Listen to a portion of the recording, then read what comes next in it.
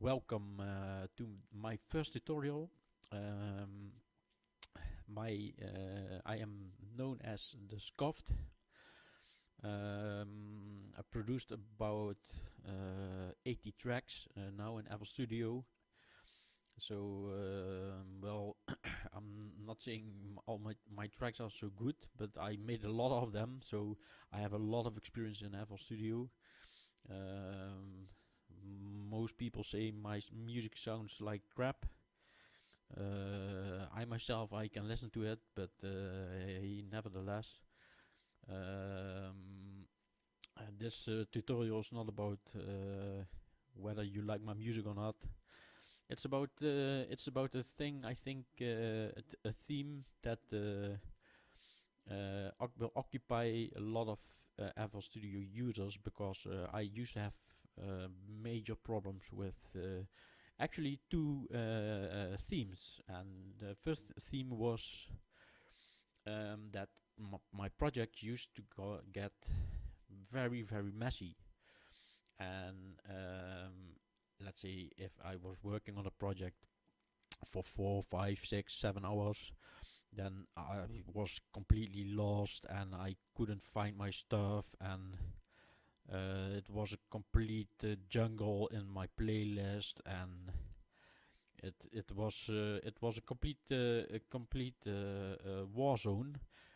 And the other thing I had some problems with was how to mix and master. So how to set up a track in such a way that it is easy to control your the volume levels of your instruments, and also to control it on several points in your track. So just not only on an instrument level, but maybe also that you would like to control your percussion as a whole.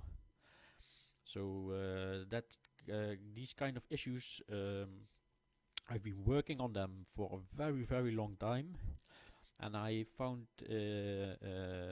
I worked on a method that is now kind of matured, and that is the reason why I decided now it's about time to make a tutorial about it.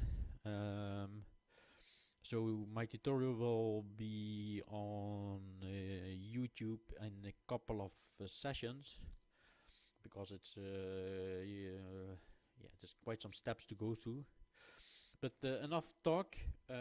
We were looking at a screen of FL Studio 12.1.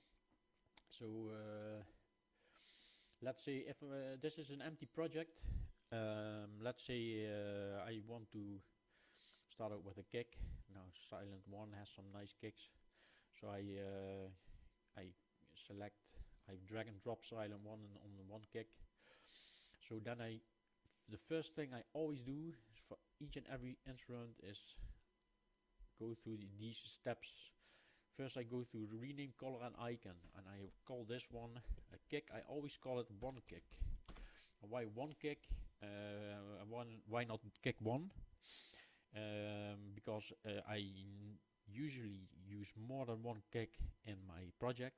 So then my next kick would be two kick, and if I would call it kick 1 and kick 2, then the first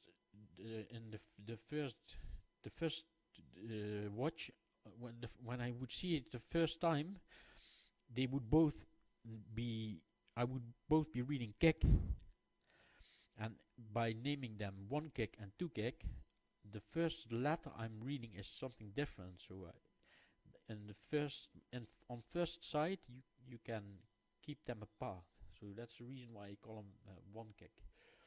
So, and another thing that's important is of course the use of colors, because colors you can keep them apart, and which color you use, it's not important. If you use colors that for each channel you use a different one, and so you can keep them apart. So what I did is the first channel, I call it 1 gig and I made it green. Then I go immediately to the pattern selector, I select find first empty, and I call it 1 gig again. And if I click the color box, you can see that the recently selected color is there, so I can't make a mistake here. Okay, then I go to the mixer, and then I go to rename color and icon.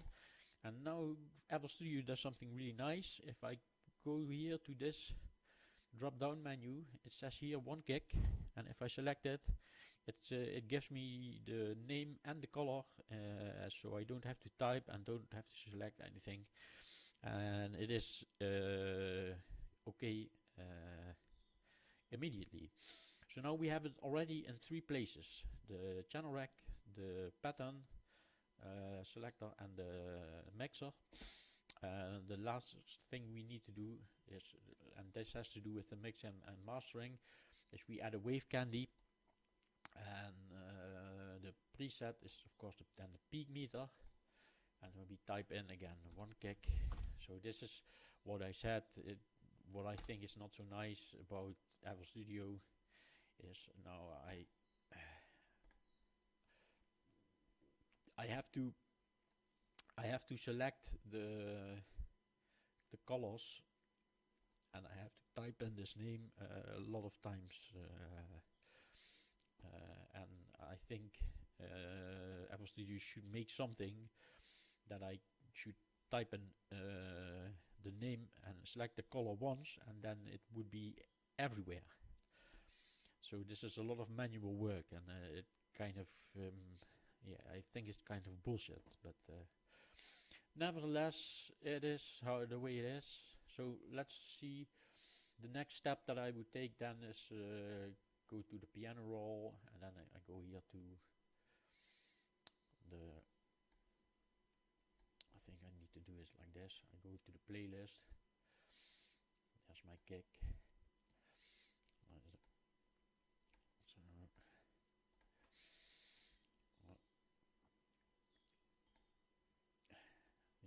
So you can see, and you can see here what I have been doing. And you now the kick is red, but it's not red because it's selected. If I right click, it becomes green, and now I go to track 1, right click, I say auto name, and it says 1 gig. So now we have what we have here. Let's close this one. We have here 1 gig in green, 1 gig in green, 1 gig in green, 1 gig in green, 1 gig in green. So this gives you very recognizable oversight, and you will always be able to know what it is that you're looking at. So if you do this for every instrument, then you will not get lost easily anymore. It's a little bit of pain in the ass to do this every time for each and every instrument, and I have tried many ways. I have, for example, I tried to pre-program a template which had all the wave candies pre-programmed, but it doesn't work. This is in my point of view, the fastest way and the only way. It is, you have to invest some time, but in the end, over the whole project, if you do it like this, it will save you so much time and so much hassle, and because yeah, you know where you are. So this is the end of the first tutorial. Mixing and mastering, we did not touch the subject yet, but we will build upon this tutorial project, and I will expand on that topic more in my next tutorials. So check out the next one and learn more about how I apply mixing and mastering in this setup. Many thanks. Okay, guys. Bye bye.